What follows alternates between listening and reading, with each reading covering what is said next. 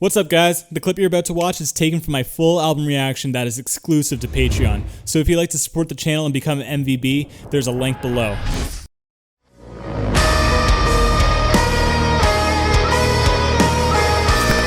Okay, Discourse is Dead. You guys have said it's heavy, but then again, I'm not looking for just heavy. I just want to hear good music. I'm excited to check this one out, though, so let's get it. 3, 2, 1, go.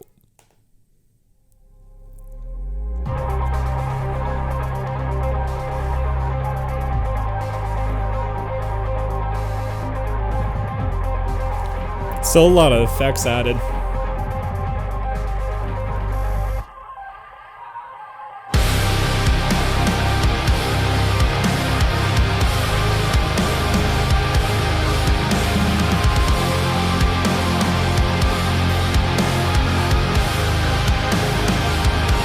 The synth is an extra instrument now.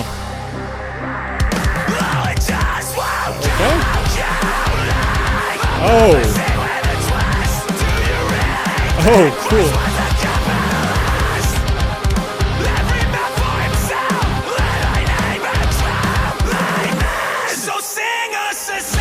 Oh.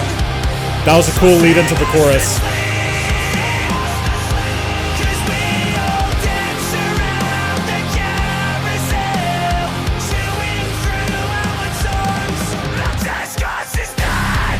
Woo!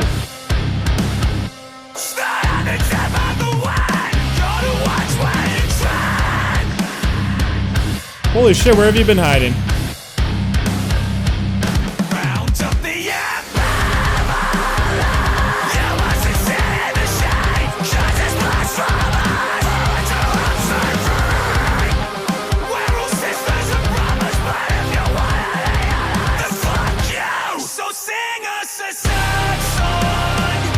I love that lead into the chorus. Sam's voice, though.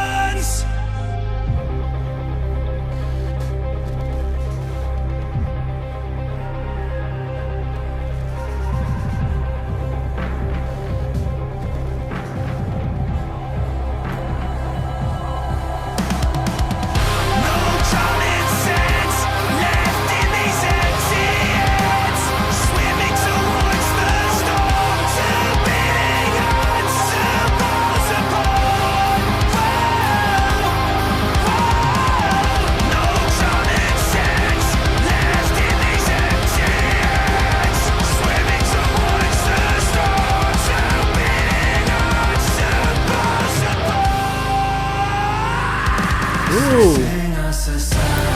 Oh, that's wicked. That is an awesome switch up.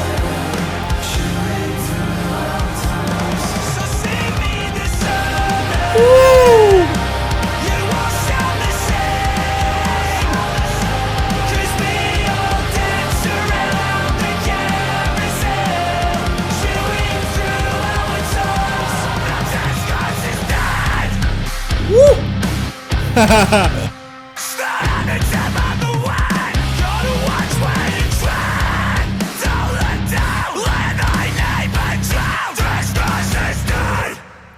Oh, that low.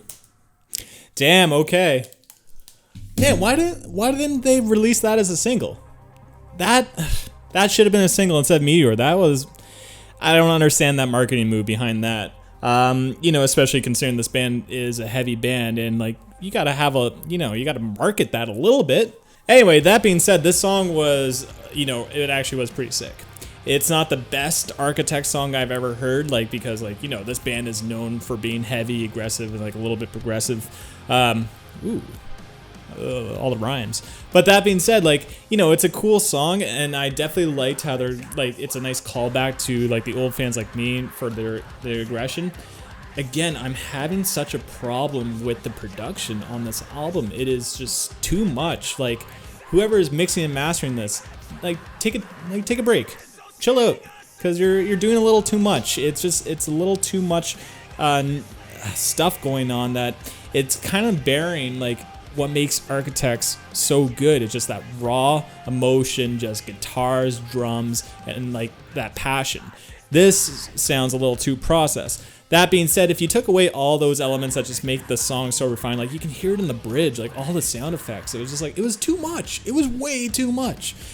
But then, like, you know, the instrumentation was awesome. Holy shit. Like, Dan was killing it on the drum kit. The little double kick pattern, like, it was like a triplet kind of feel. I don't know if it actually was a triplet, but, you know, like, that was sick. And also, like, even the bridge, you can hear, like, a little bit of ghost notes on the snare, too. Like, that's what I'm talking about. I'm like, okay, like, this is where their chops have been. But, like, at the same time, like, I like how Architects is, like, focusing on songwriting and trying to just make, like, cool, catchy songs.